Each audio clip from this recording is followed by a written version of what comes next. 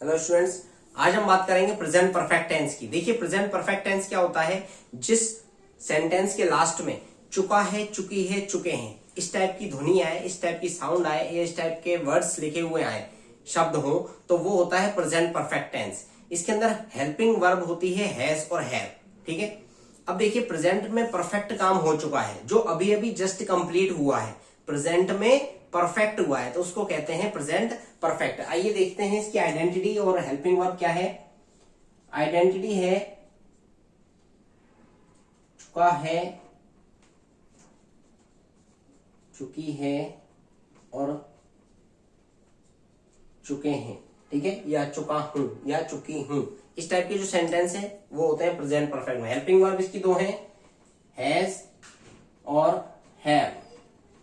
इसके साथ हमेशा ही वर्ब की कौन सी फॉर्म आती है, थर्ड फॉर्म आती है। ठीक है, यानी आप इसके सभी फॉर्मेट में वर्ब की थर्ड फॉर्म का यूज करेंगे, इसलिए आपको वर्ब की first form, second form, third form को अच्छे से पता होना चाहिए। ओके, देखिए सबसे पहले अगर मान लीजिए इसका पॉजिटिव आंसर यानी अफर्मेटिव सेंटेंस जो होता है वो बनता है, तो कैसे बनता है।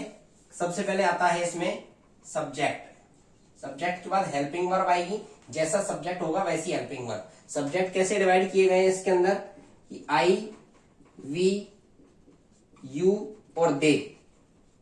इसके साथ में हैव हेल्पिंग वर्ब है, और ही, शी, इट और नेम, इसके साथ में हैज हेल्पिंग वर्ब है। ठीक है, और अगर कोई और सब्जेक्ट होता है जैसे कि my brother, my sister, my teacher, my student, तो वो अगर एक है तो हेल्पिंग वर्ब हैज आएगी, और एक से ज्यादा है तो हैव आएगी। ओके, अब देखिए सब्जेक्ट जैसा होगा वैसी हेल्पिंग वर्ब आएगी, इसके बाद मेन वर्ब जो होगी उसकी थर्ड फॉर्म आएगी, इसके बाद ऑब्जेक्ट आ जाएगा और लास्ट में एडवर्ब आ जाएगी। ओके, अब देखिए जैसे कि मैं अभी अभी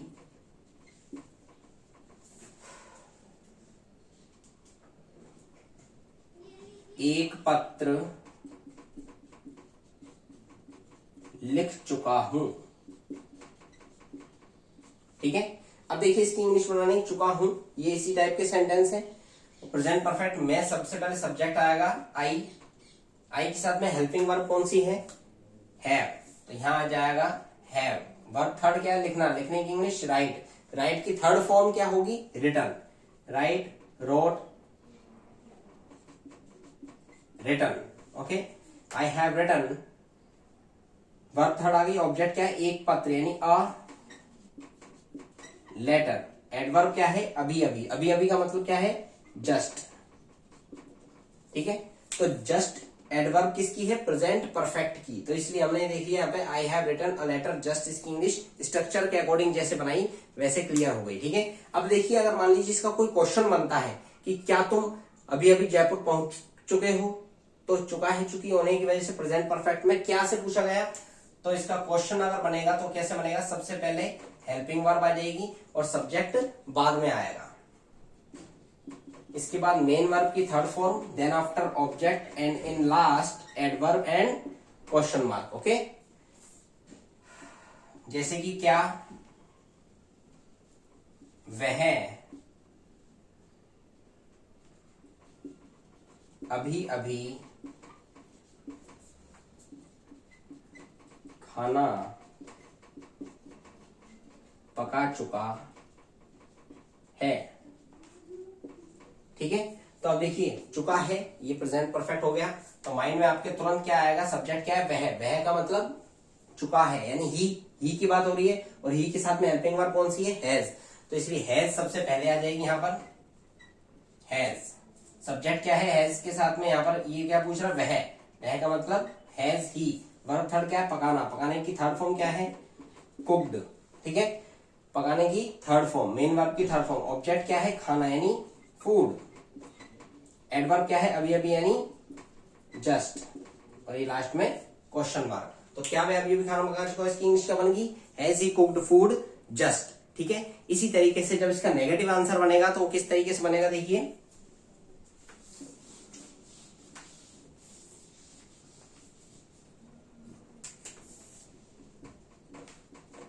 सबसे पहले सब्जेक्ट आ जाएगा, इसके बाद हेल्पिंग वर्ब आएगी, देन आफ्टर नॉट।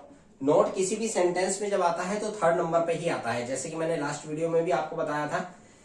नॉट के बाद मेन वर्ब जो आएगी वो थर्ड फॉर्म होगी उसकी, इसके बाद ऑब्जेक्ट और लास्ट में एडवर्ब आएगी। ओके, जैसे कि